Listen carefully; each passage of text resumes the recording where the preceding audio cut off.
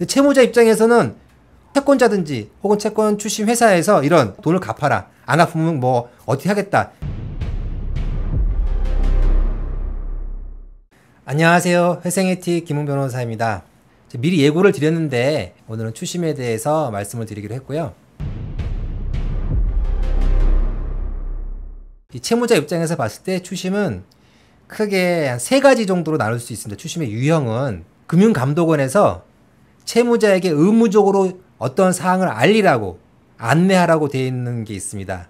그게 이제 채무자 입장에서는 뭘 안내를 받는 건데 그것도 추심받는 느낌이 들 거예요. 그래서 의무적인 안내 유형, 그런 추심이 있고요. 또 하나 유형은 이제 돈을 갚아라, 변제해라, 이렇게 독촉하는 유형, 독촉 유형의 추심이 있고, 마지막이 이 법원을 통해서 추심하는 유형, 즉 강제 집행을 하려고 하는 거죠. 이렇게 3가지 유형이 있는데, 첫 번째 유형에 대해서 한번 말씀을 드리겠습니다. 의무적으로 안내 유형 같은 경우 어떤 안내를 하냐면은, 이 채권자들이 이 채권 추심을 전문적으로 하는 채권 추심 회사한테 이 채권 추심을 의뢰합니다. 그럼 그 채권 추심 회사가 그 채권 추심을 의뢰받았다는 사실을 반드시 이 채무자에게 알려야 돼요. 의무적으로, 법적으로. 그래서 본인이 이제 뭐 예를 들면 신한은행으로부터 채권 수임을 업무를 의뢰받았다. 이 사실을 반드시 채무자에게 통지해야 됩니다.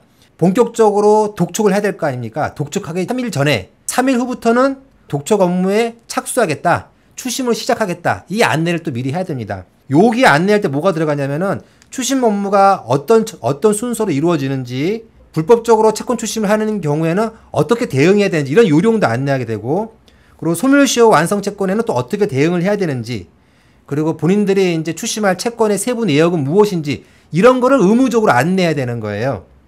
내가 채권을 이제 갖고 있다가 매각을 하게 되면 매각된 사실도 의무적으로 안내를 해야 돼요. 근데 채무자 입장에서는 채권자든지 혹은 채권 추심 회사에서 이런 채권 추심 업무를 위임받았다는 수임 사실이 통지되거나, 혹은 뭐 추심 업무 처리 절차가 어떻게 진행되거나, 안내성 문자임에도 불구하고 이런 안내가 오면은 덜컥 불안하죠. 어떻게 대응해야 되는지 질문들 많이 하시는데, 이렇게 정보를 안내하는 추심에 대해서는 그냥 알고만 있으면 되는 거지 전혀 대응할 필요가 없습니다. 의무적으로 안내하는 유형, 이건 해야 되는 거예요. 반드시 법적으로.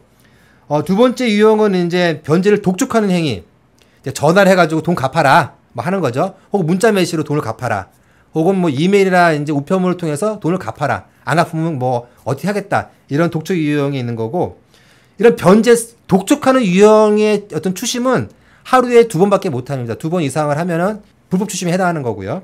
독촉하는 유형의 이 추심에 대해서는 대답을 할지 말지는 본인의 선택이에요. 변제를 독촉하는 이 추심에 대해서 만약에 본인이 묵묵부답이다, 아무 대응도 안 한다. 그러면은 방문 추심이 이루어질 수가 있고, 또는 법적인 조치가 들어올 수 있는 거예요. 바로. 그러니까 지급 명령을 신청한다든지, 뭐 가압류나 가처분을 신청한다든지, 이런 게 있을 수가 있는 겁니다. 그런 것이 싫은 경우에는 이제 전화를 해가지고 협상을 좀 해야겠죠. 묻게 갚겠다든지 이런 식으로. 마지막 유형이 이제 채권자 입장에서는 이 변제라고 하는데도 하지 않았을 때 마지막 수단, 최후의 수단이죠. 이제 법적인 수단을 통한 이제 추심이 될 수 있는데, 가압류나 가처분을 신청한다든지, 지급 명령을 먼저 신청해가지고 지급 명령이 확정된 다음에 강제 집행에 나서는 거죠. 이렇게 3가지 유형의 이제 추심이 있고요. 유형별로 이제 어떻게 대응해야 되는지는 좀 이따 다시 한번 진행하도록 하겠습니다.